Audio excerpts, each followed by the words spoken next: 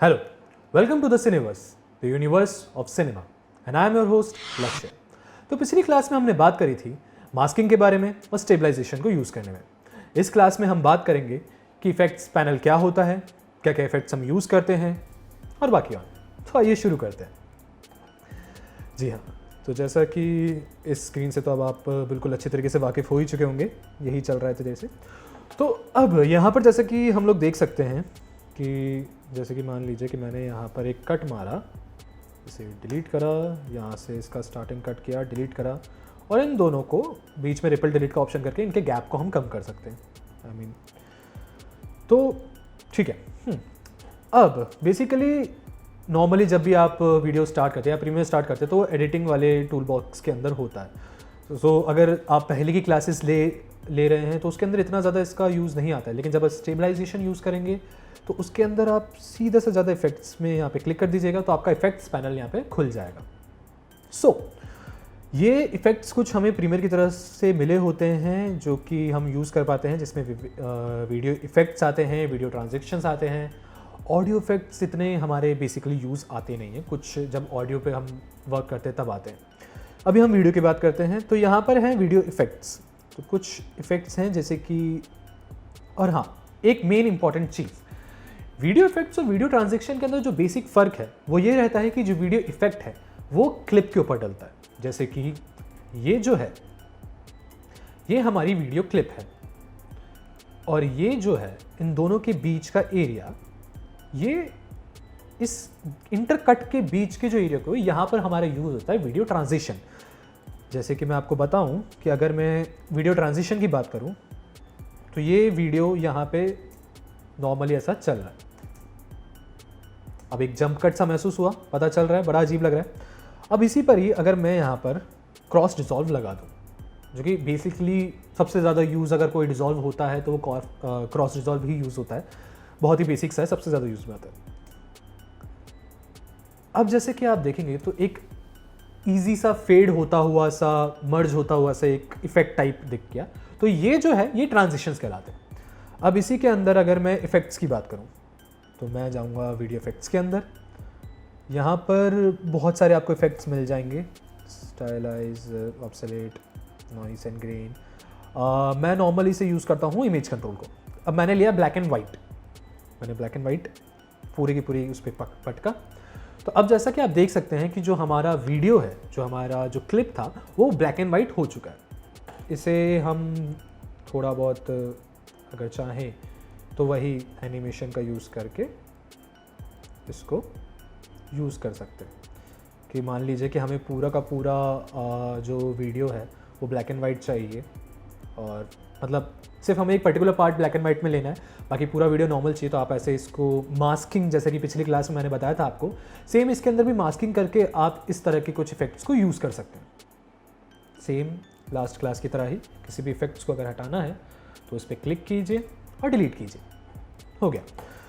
ऐसे ही कई सारे इफेक्ट्स आपको इसके अंदर दिख जाएंगे।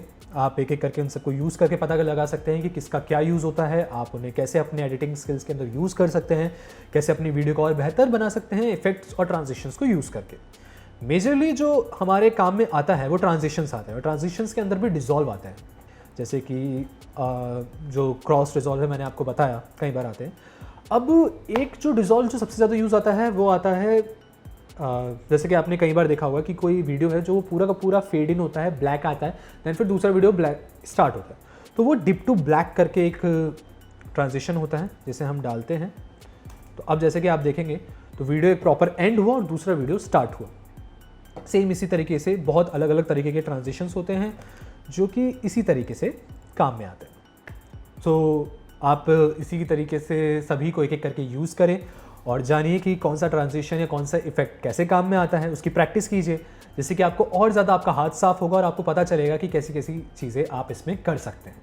बहुत ही मज़ेदार दुनिया है ये इफेक्ट्स की और ट्रांजिशंस की।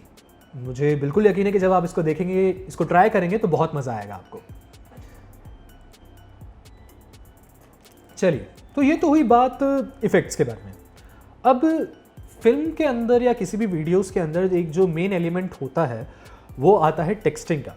टेक्स्ट बहुत इंपॉर्टेंट होते हैं किसी भी वीडियो के अंदर कोई भी इंफॉर्मेशन को देने के लिए।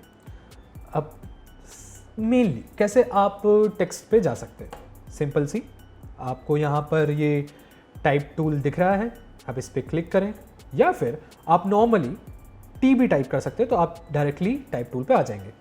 कुछ नहीं करना, जैसे कि मान लीजिए कि यहाँ पे खाली स्पेस है, मैंने अपने माउस से एक ब्लॉक बनाया और देन फिर मैंने यहाँ पे लिख दिया दी सन।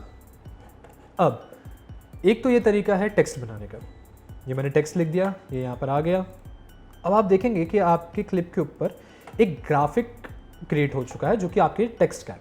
अब इस टेक्स्ट को आप आराम से इसकी स्केलिंग कर सकते हैं, इसकी पोजीशंस चेंज कर सकते हैं, जैसे कि इफेक्ट्स पैनल में मैंने आपको पहले की क्लास में बताया।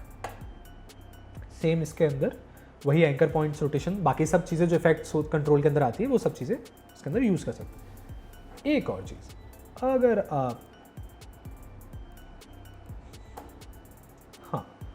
अब इसके टेक्स्ट के अंदर आप जाते हैं और आप, तो अब जैसे कि मान लीजिए कि इसकी हम स्केलिंग कम ज़्यादा कर सकते हैं, पोजीशंस चेंज कर सकते हैं, पोजीशंस हम इसकी चेंज कर सकते हैं, सेम जैसा कि मैंने पुरानी क्लास में बताया है। अब मान लीजिए कि इसको मैंने यहाँ पर रखा, इसकी पोजीशन थोड़ी सी बढ़ाई, स्केलिंग करी। अब मुझे इस टेक्स्ट के अंदर कुछ चेंजेस करने हैं, तो मैं सीधा इस पर डबल क्लिक करूँगा, ग्राफिक्स के अंदर जाऊंगा और यहाँ पर अब आप देख सकते हैं कि हमारे पास बहुत सारे पैनल्स आ रहे हैं इस टेक्स्ट से रिलेटेड। इसको पोजीशन वाइज, इसके टेक्स्ट वाइज, कौन सा हम टेक्स्ट यूज़ कर सकते हैं उसके वाइज, जैसे बहुत सारे यहाँ पे प्रीमियर के खुद के टेक्स्ट सैम्पल्स दिए होते हैं, वो आप कोई सा भी टेक्स्ट सैम्पल इसके अंदर यूज़ कर सकते हैं। मैंने क्लासिक वाला करा है। कलरिंग, आप टेक्स्ट के अंदर कलरिंग भी कर सकते हैं, जैसे कि आपने काफ़ी वीडियोज़ में देखा होगा कि कुछ टेक्स्ट होते हैं वो एक पर्टिकुलर कलर के होते हैं, इसके मैंने इसको अभी रेड कर दिया, बिल्कुल अच्छा नहीं लग रहा तो या इस तरीके से आप, एक तरीका ये है टेक्स्ट बनाने का, आप कहीं पर भी टेक्स्ट क्रिएट करके उसे कहीं भी प्लेस कर सकते हैं। एक तरीका तो ये होता है।